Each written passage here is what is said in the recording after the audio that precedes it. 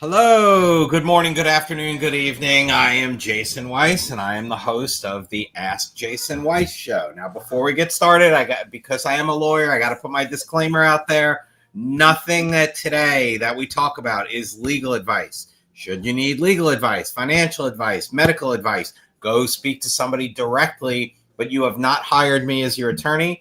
I would be happy to be your attorney if you contact me, but not through this platform.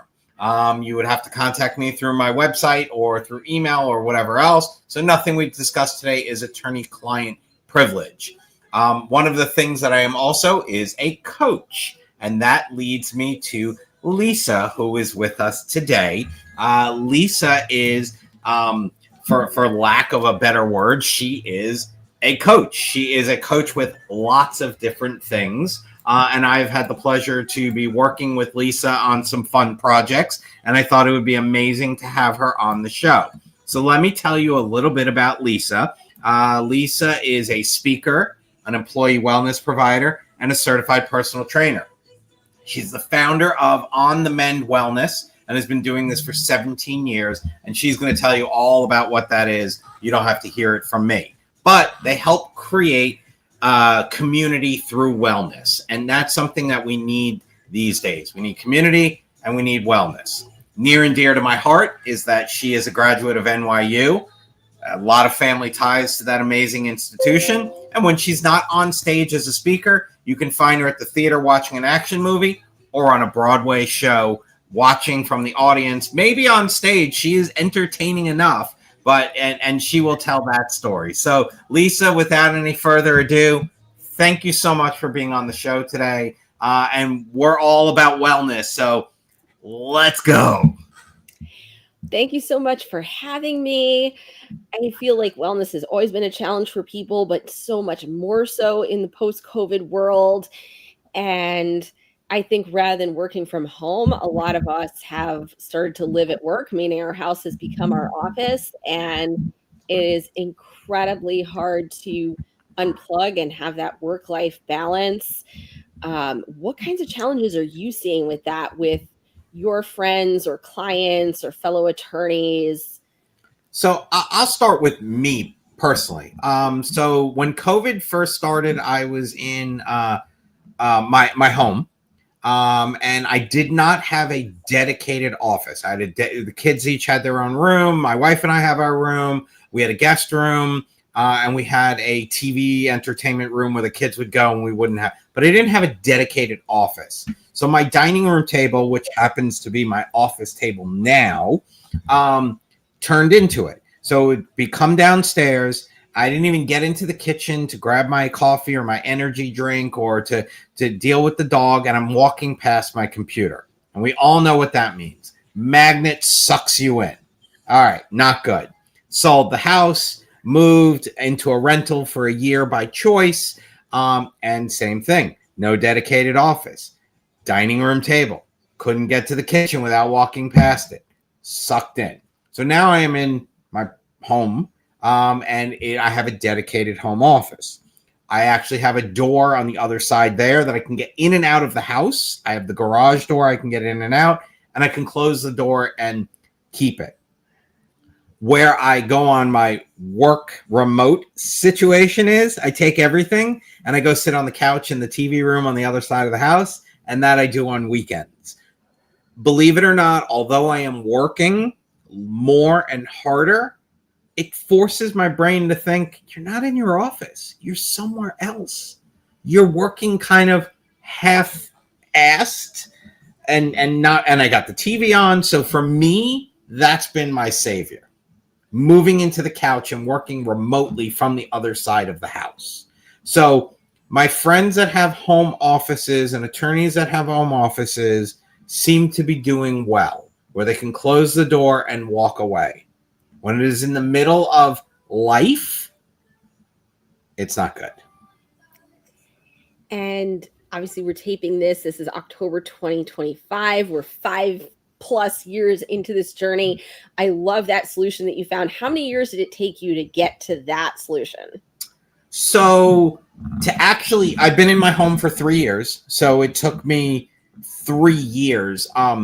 I knew when we sold the house and moved into the rental, I knew that was only a temporary, but I also knew, and it was on my checklist, we needed certain things. We needed a pool, and we needed, a certain number of bedrooms and bathrooms. And we knew I needed a dedicated office. So I would say within a year of working from home, I knew it. I actually knew it within a week of working from home. It was awesome.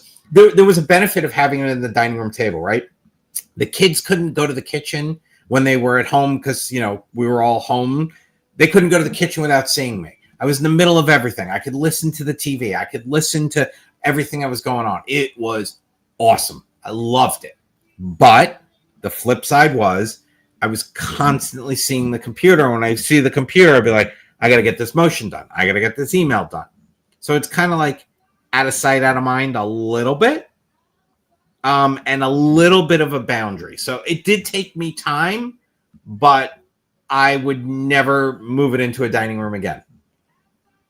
Yeah.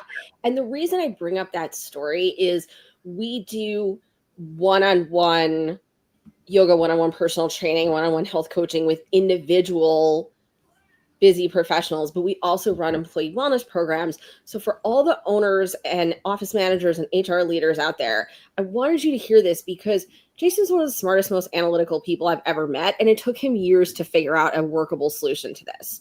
So for your average employee, there's a good chance that 5 years in, they're still struggling with this. And some of the challenges I hear from employees and from leaders are just mind-blowing. To this day, I still meet folks who are fully remote, who haven't seen their coworkers since basically 2019.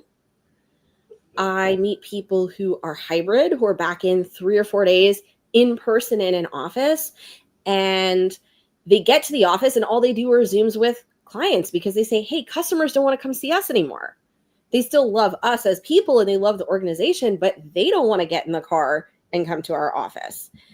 I still meet employees who say, even though I work at a small business, we are national. I work at the flagship location and I have never, ever met my out-of-state coworkers aside from on Zoom.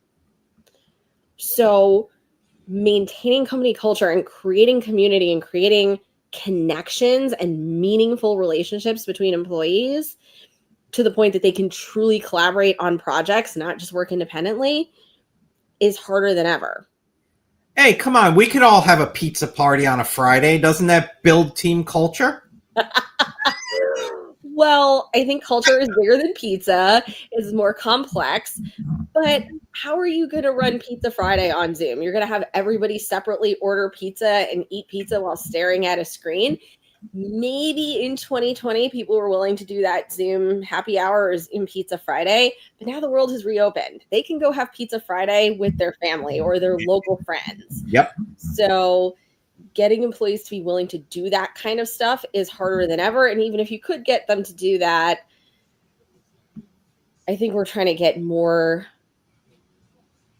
collaboration than just exactly. And look, we all go to, not including this show today, this is my 5th Zoom or Teams meeting today, and I have at least 3 more coming up. So let's just say my average is 5 a day. I'm interacting with people. I'm dealing with people. I'm talking with people. I always make sure it becomes more personal. That's me. So even when we got on before this, we chatted a little bit, right? We talked about, sports, and we talked about TV, and we chatted, and we're going to talk after the show. We're going to chat. But a lot of people don't do that, right? I was on a Zoom this morning, and it was literally, hey, Jason, thanks for coming on. We have 3 questions with regard to the agreement. Boom, boom, boom. Okay. Thanks, Jason. Talk to you later. Bye. Got no interaction. 0. I was on a Zoom this morning where, how are your kids? I know they were sick. This is me saying it. How's your puppy? They asked me, and all this. So like that personal touch is there. How do you find, I guess let's go back, right? And this isn't scripted. This is live. So I do have an observation that I made. You're in New York, correct? Yes. So a lot of your clients and people that work at all levels, it could be the CEO down to, a data intake person to whatever. A lot of people are working from home. A lot of people in New York have don't have the luxury that I have, which is, a larger house in New York. Everybody lives in an apartment, and it's a 1-bedroom, a 2-bedroom. Yep. I have colleagues who live in various different 1 and 2-bedroom places, and they make makeshift offices, and it seems to work. Any suggestions on, how to make a makeshift office, how to, have a dedicated space? Don't give away the secret sauce, because we want people to reach out to you, but maybe just some general ideas. Yeah, I would say the secret sauce is that we do it with them more so than any secret data. But it's really important, even if you're in a tiny apartment, is there one door you can shut? Is there a bamboo screen you can put up? That's where I was going. The bamboo screen. If you are an auditory person and the background noise makes you crazy, invest in a mic, right? Even if the other people on the other end don't care, for your own sanity, a great mic, a great headset. No, let's go back to that bamboo screen. So I work with somebody who is a high executive, works remotely, doesn't have a dedicated office, but has one of those screens, and it's game changing for him, because he literally takes the screen and closes it behind him, and it separates him from his wife and his kids. And the wife and the kids know that when dad is on that side of the screen, you do not bother him. And when dad is on the other side, it's fair game. It also helps him with his mindset. Think about that. When I'm on this side of the screen, I'm working. When I'm on the other side of the screen, I'm not working. And I think he told me his screen was $99. Right. I mean, these are all affordable, doable things. And especially in industries that attract a lot of brilliant, fabulous, high skill, high IQ introverts, you as a leader have to step up and make sure the interaction happens and make sure that community gets created, right? People don't necessarily become programmers or accountants or engineers because they want to talk to people 24/7, right? The people that want that probably went into sales, you know who they are. And we really need to support those more isolated employees, because now that so much of the world is back to in-person and back to hybrid, those folks are increasingly invisible in organizations, but their organizations couldn't run without them, right? They're the analytical folks that do all the worrying so the clients don't have to. So their clients adore them, but sometimes people in other parts of the organization don't get a chance to get to know them. Yep. So I always tell leaders, don't use the evil T word. If we run a program, don't tell them it's team building. If we're running a lunch and learn about how to get your calcium or better questions to ask at your doctor's office or healthy habits, those brilliant folks, they love data. They're coming to learn. They're coming for information. And while they're there, we can also get them to interact. While they're there, we can run group discussion in the big room. We can run breakouts. We can have them do group brainstorming about topics other than work.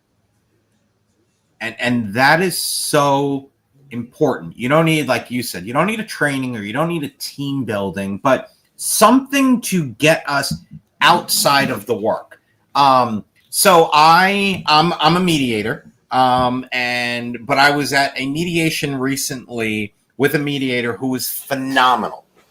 And what this mediator did, and I now adopt this, we dispensed with openings, which means for the non-legal people, we decided not to give a whole song and dance as to why I should win and why they should lose and have to listen and aggravate people, right? So we don't do that anymore. But the mediator still has certain rules that he or she, in this case he needed to tell us. Everything is confidential, and what you say here, and it can't go outside the room, and you can't. Great.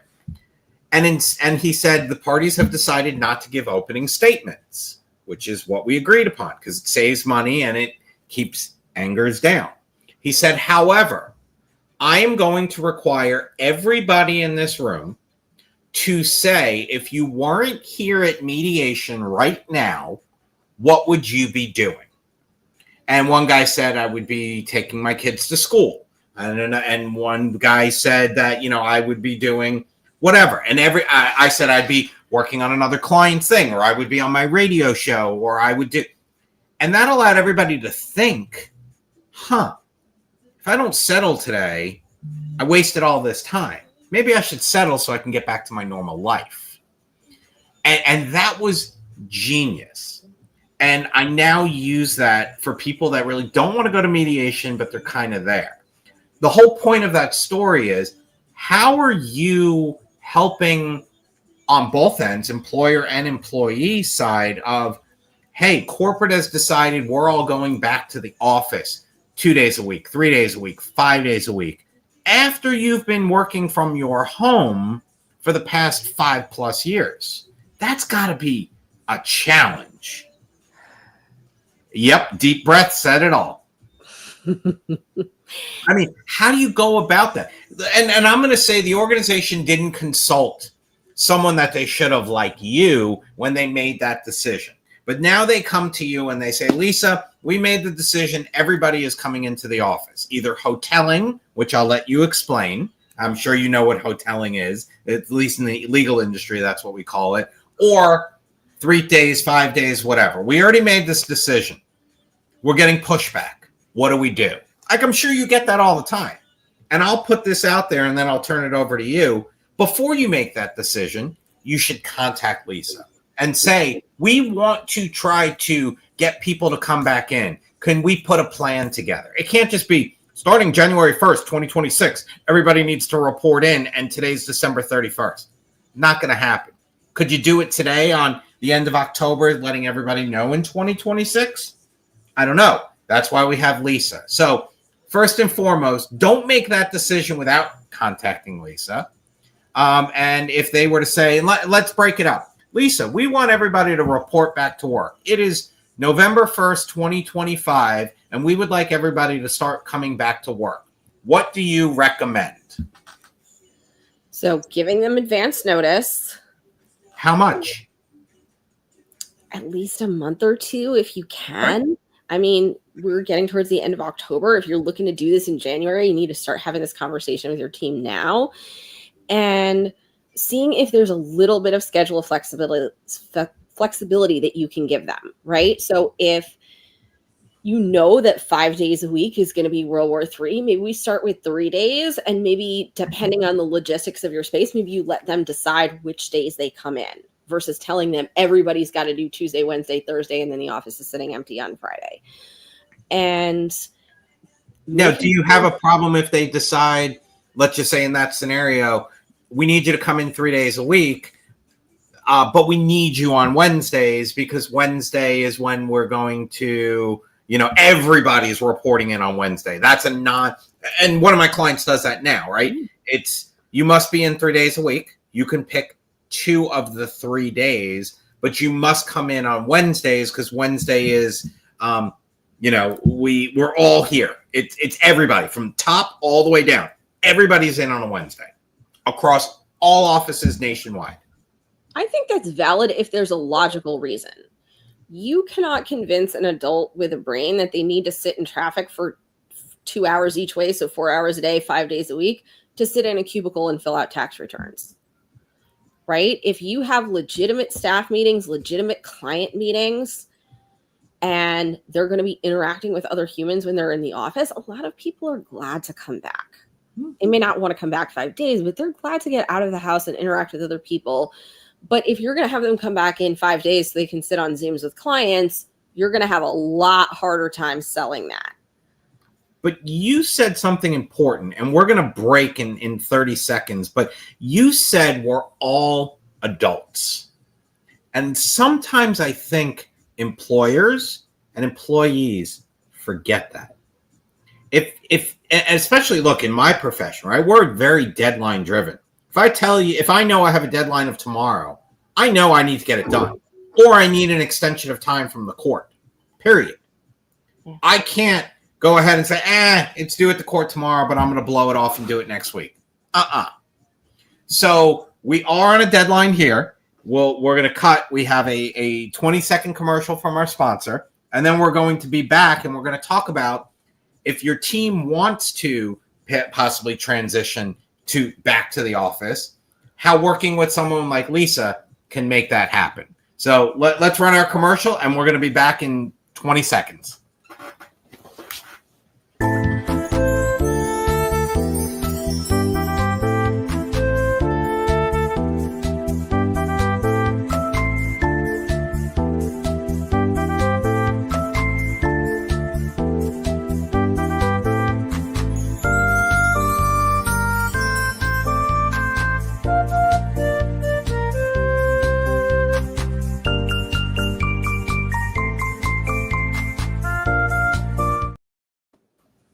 And we are back. I am Jason Weiss. We are on the Ask Jason Weiss show. Although I am an attorney, nothing here is legal advice. We're just talking hypotheticals and educational.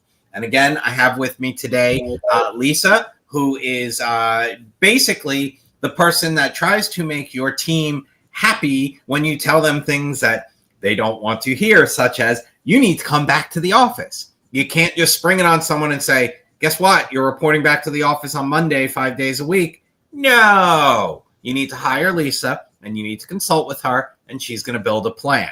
So what we were talking about is giving people advance notice, right? Coming in, treating everybody like an adult.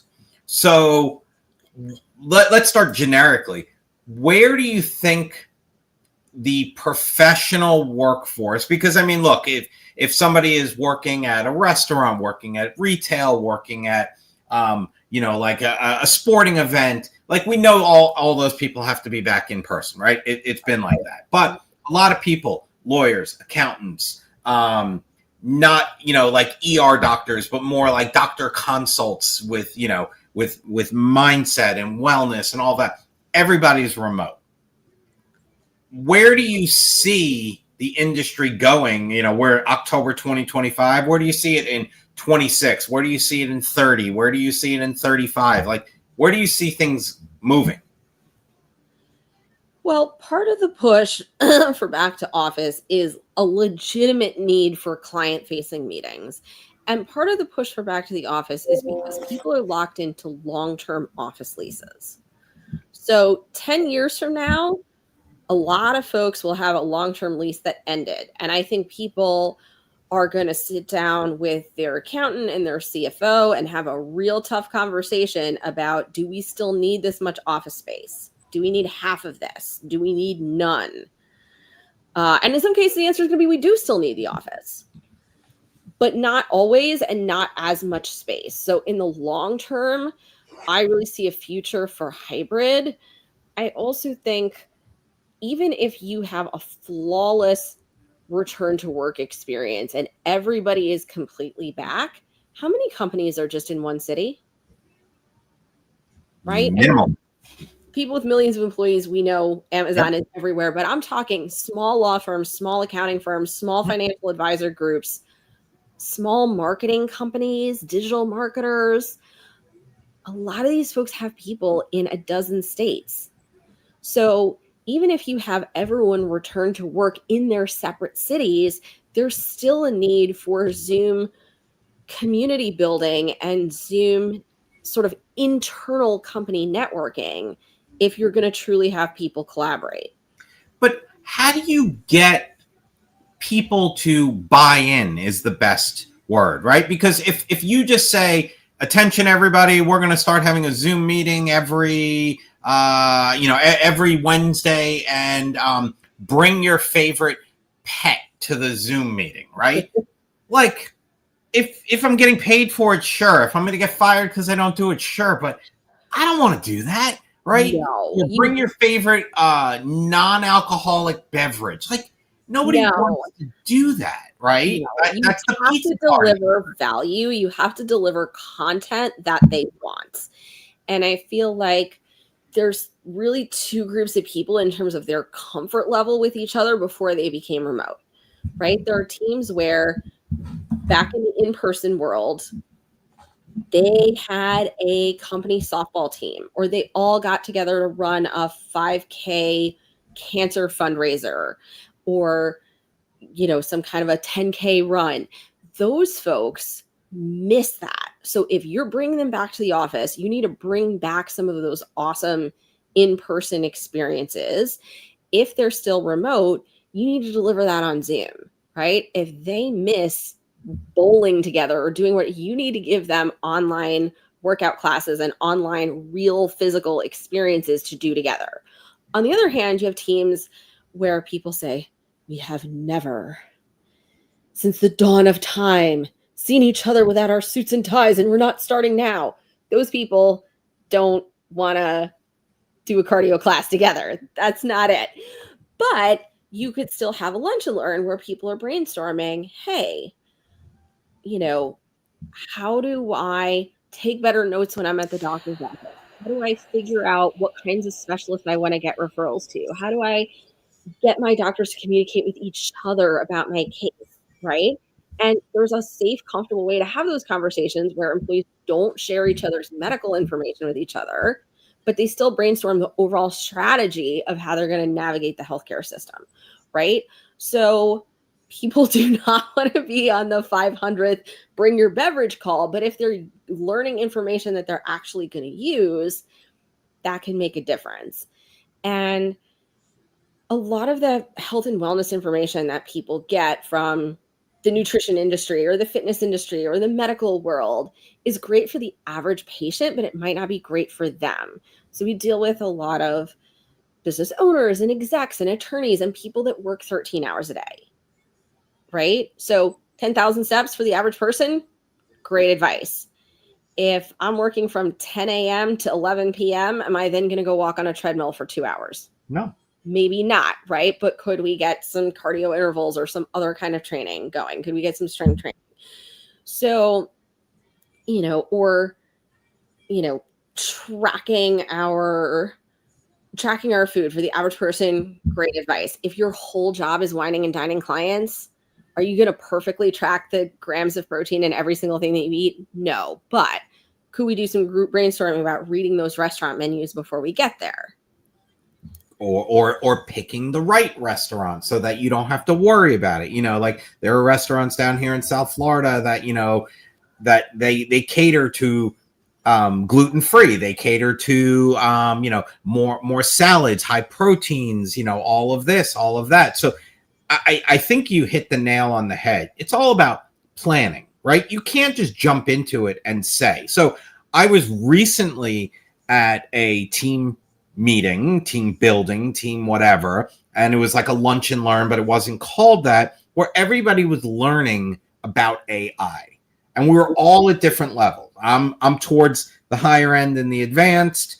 There were definitely people in the room that knew a lot more about me, and then people that didn't even know that you could scan a PDF in and have AI look at it.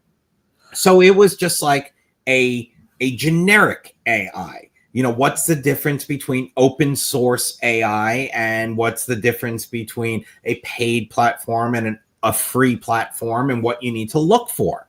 And the people that were advanced even more than me kind of took over the meeting. And it was awesome because they're hearing from their peer. And we didn't need a facilitator. We didn't need a trainer. This guy, he ran the show. I chimed in. Somebody else was asking tons of questions because she didn't know. And it was just like, it was awesome. And by the end, they were back and forth with each other and everybody was built in and it got positive feedback. I did want to ask a quick question. I use the word hoteling. For the people that are listening, what does that mean in the corporate world when, hey, we're returning back to work, we're going into office, but we're using a hoteling, or you could use the technical system. What does that mean? I'm seeing so many challenges with people getting back. I think there are way too many people who show up at work, scan in, do a couple of things and flee. And if you really want to stop that from happening, you need to have meaningful work for people to do that requires them to be in person, right? We don't need to be in person to file the TPS reports. We need to make sure that if there's someone that employee needs to see that day, that other person is actually in that day, etc. That's huge. When you go in and you're supposed to be meeting with your boss and she doesn't come in, not because, it was an emergency, she was never scheduled to come in, that ticks you off because, oh no, this Wednesday I was supposed to be in Arkansas for a meeting and I forgot to put it on my calendar. That's going to tick off the person that came in to just see. And then, like I said, with the hoteling, where you're kind of like sharing a common office with people, right? I mean, that's what it is. It's, Lisa, you're there Monday, Wednesday. I'm there Tuesday, Thursday. I could have fun with that, right? Leave you a little note like, I took care of the office today. I left you a snack in the drawer, and you open it up and there's, your favorite flavor bubblegum. And you say to me, hey, I left you a beverage in the refrigerator and it's, something that's not coffee, so you can have fun with that. You can find ways to do it. But I think organizations, starting from the top, but including everybody, they need to just say, like, what is it that you want? We understand you want to work from home 5 days a week. We understand you really only want to work 4 days a week and you want to do it from home. But we got to work 5 days a week, and we need to keep you bought in. We need to keep you interested. And I think that's the biggest challenge. And people don't understand that desk workers aren't just using their brain, they're using their body. And knowledge workers also have physical jobs, right? So if we look at coaches or consultants or attorneys, they say, well, I'm not a construction worker. I don't need strength and power to do my job. Well, guess what? It takes a lot of strength and muscle to have good posture and be upright, right? We need healthy bone. We need healthy muscle mass. We need good breathing. We need mobility, right? And so the stuff that we're doing to take care of our body translates into not just happier employees, but actual work getting done and people being able to focus. And that's part of the problem, getting people to focus. Look, I know that when I was at big firms and I had to go in on a Saturday because it was required or it was necessary, I knew that when I was going in on Saturday, I wasn't going to mess around. I wasn't going to check emails. I wasn't going to schmooze with people. I knew I was going in. I was closing my door, keeping it open because I'm an open door person, going to get my work done, get it finished so I can go home and meet my family for lunch. That was my plan. And that got me through the needing to go in on a Saturday. I didn't want to do it. Fast forward to when I had my own firm, and I wasn't reporting to anybody. I did the same thing. Saturday morning, I woke up 8 o'clock, 8:30 on my own. My wife was up, she was doing her thing. The kids were sleeping. They were teenagers. I went into the office. Everybody got up and ready to go. When we would meet somewhere at noon, or I would come home, we'd go to lunch, and then I'd have the rest of the weekend. So you got to just figure out what works. Surveys, people aren't going to take them. Just interact, like figure out what works. Hey, we just did an AI training. What'd you think? Oh my God, it was awesome. I was just with a client and we did training, and they're in the construction industry, on how to install a window, various different parts of windows and things about windows. I was blown away. I was so impressed. I was so excited. And then there were other people in the room that they were sitting there like this, like, all right, let's get on to something good. So you just brought up two things that are huge. One is, no matter how big or small your organization is, empowering every employee to look at it as they're the CEO of their own book of business. They're the CEO of their own practice, right? The way that you figured out how to optimize your weekend, that's a CEO mindset. That doesn't matter if you're working at a big firm or now that you're running your own shop. The other piece you said is surveys.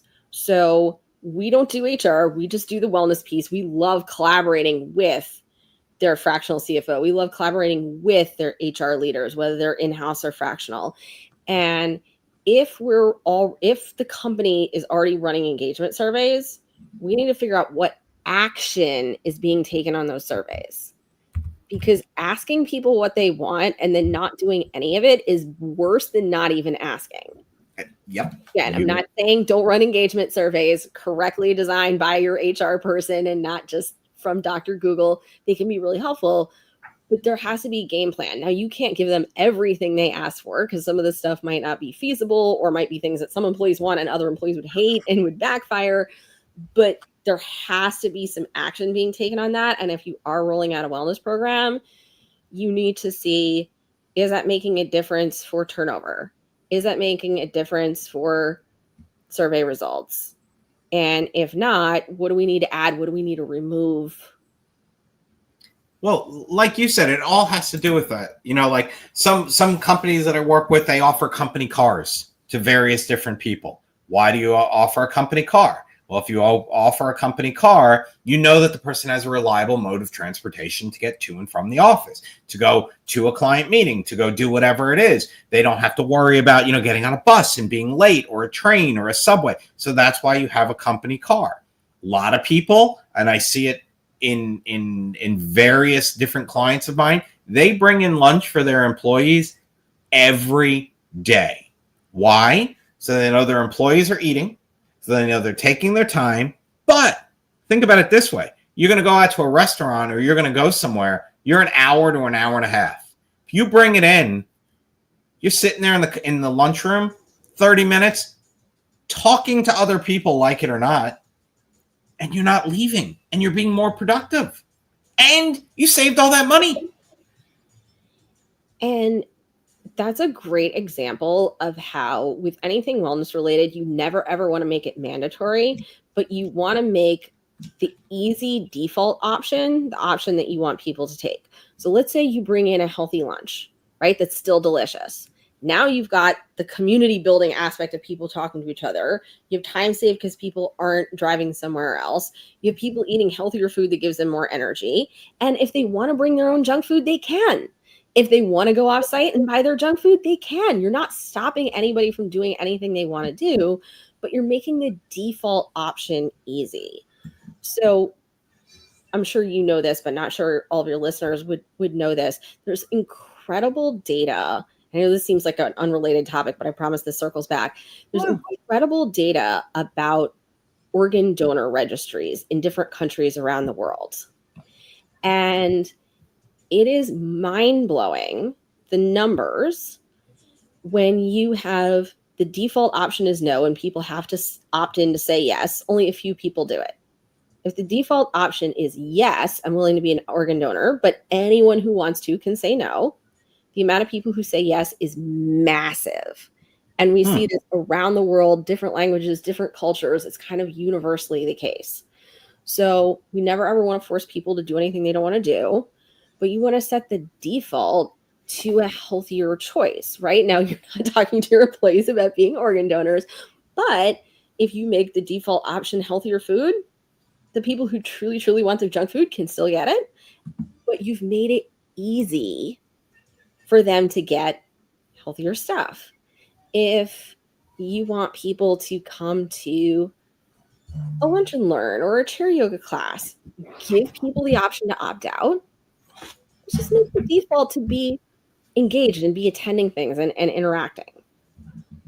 Right, but how do you handle the person that constantly opts out from everything? I mean, you don't want to force them to. I mean, look, you were talking about, the bowling team and this and that. Look, I could be a single dad who I've got to run home, pick my kids up and get them to ballet and baseball, and I can't go after work. Sorry, I just can't. So you don't want to penalize that person. You never, ever, ever want to penalize that person. And if you're going to run wellness activities, it's got to be during their workday. You can't ask people to stay after. If you want people to do a weekly 30-minute chair yoga, that's got to be during their day. If you want them to go to a monthly or an every other month lunch and learn, that's got to be during their day. And you've got to make sure that the leader attends, because if the leader's not there, why should anybody else show up? And you have to make sure that you're not booking other meetings that interrupted that. Now, and the leader is engaged is huge. Having the leader sit there and be on his or her phone the entire time does absolutely nothing and sends the opposite message. So I can't believe we blew through 40 minutes. And we're going to get yelled at because there's another show that's going back. So how do you contact Lisa? You contact Lisa, EFT, so Edward Frank Tom, personal trainer at gmail.com. And you could check out her websites onthemendwellness.com and onthemendfitness.com. So for anybody that wants to get one-on-one coaching, do great things for your team, want to better yourself, one-stop shop. Lisa right here. Find her, E as in Edward, Frank as in F as in Frank, T as in Tom, personal trainer at gmail.com, and check her out on themendwellness.com and on themendfitness.com. We are absolutely going to be having Lisa back on this show in a couple of months, where we're going to talk about, the newest trends, what we see coming down the pipe. Lisa, thank you for being here. It was a pleasure having you, and I look forward to having you again. Thanks for having me. And for all those leaders out there, you can do this. You can build cohesive teams. Thank you to all the listeners. Have a happy and a safe one, and we'll see you in 2 weeks. Take care, everyone.